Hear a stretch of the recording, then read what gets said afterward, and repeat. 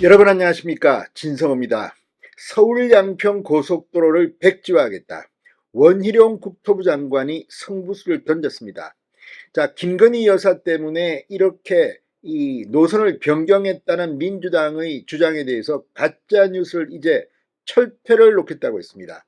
오늘도 원희룡 장관은 CBS 라디오 김현정의 뉴스쇼에 나와서 윤석열 대통령과는 사전에 의논한 적이 없다. 책임은 내가 지겠다고 말했습니다. 자, 그런데 이 자리에서 원희룡 장관은 이게 사실은 민주당이 문재인 노선은 먼저 제안한 아니라는 사실을 폭로했습니다.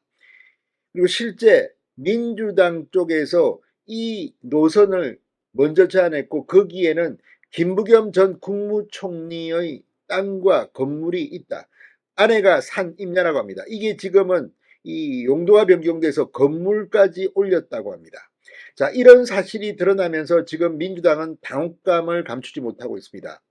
어떻게든 김건희 여사와 연결시켜서 윤석열 정부를 공격해온 민주당, 특히 가짜뉴스가 너무나도 많았습니다. 그런데 이번 건은 원희룡 장관이 정치 생명을 걸고 가만두지 않겠다는 겁니다.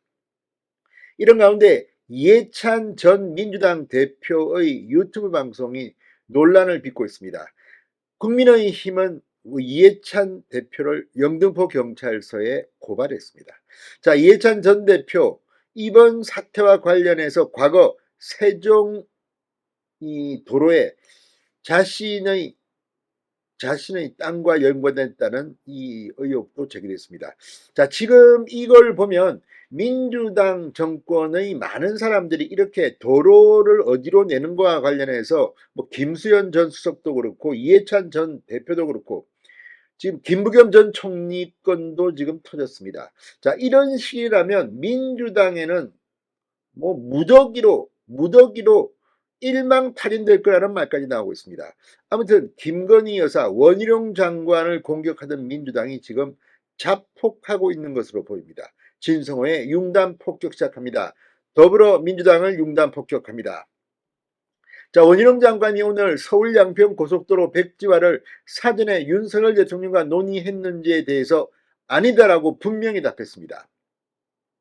자, 그러면서 이 과거 이야기를 했습니다. 2021년 4월에 예비타당성 조사는 이 양서면 통과안으로 제시가 됐다. 그런데 바로 한 달 뒤인 2021년 5월에 당시에 민주당 양평군수 그리고 민주당 지역위원장 국회의원 선거에 나갈 사람이죠. 이 두 사람이 당정협의라는 걸 연다. 그리고 그때 나온 예탄에 반대하면서 양평의 IC 즉 진출입로가 있는 나돌목이 없어도 되겠느냐. 그래서 그것을 강화 IC를 설치하도록 노력하고 중앙정부를 움직이겠다. 이렇게 선언하면서 지역신문에도 대대적으로 냈다고 상기시켰습니다. 그때 민주당이 제시한 안이나 지금 국토부가 복수의안 검토안으로 제시한 그 안이나 같아.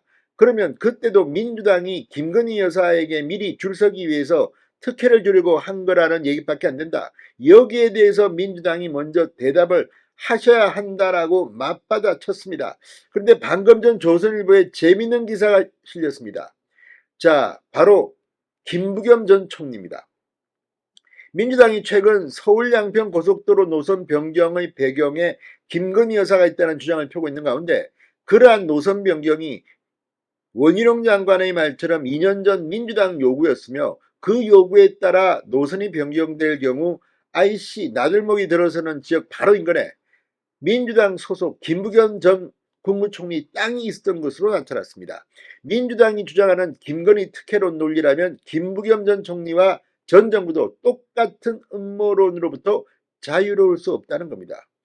자, 이 법원 등기부등본에 따르면 김부겸 전 총리의 아내 이모 씨는 2021년 4월 2일 경기 양평군 강하면 임야 3필지 189평을 1억 9,500만 원에 사들입니다.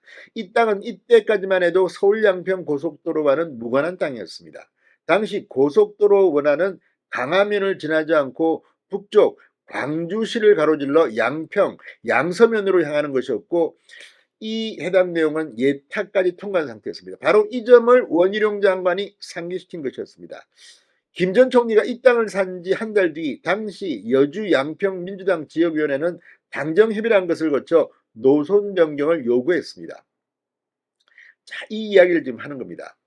자, 그렇다면 왜 민주당은 자신들이 했던 그 주장을 이번에는 김건희 여사를 넣어서 이렇게 공격하는 건지, 원희룡 장관이 미치고 펄쩍되는 이유입니다.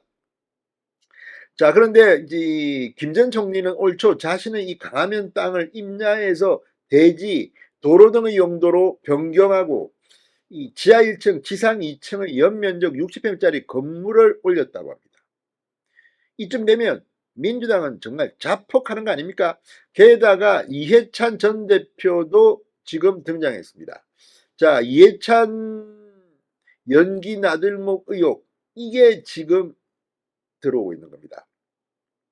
자, 국민의힘은 이해찬 전 대표를 고발하는 동시에 문재인 정권 시절 무리를 빚었던 서울 세종고속도로 연기 나들목 신설 의혹을 소환했습니다.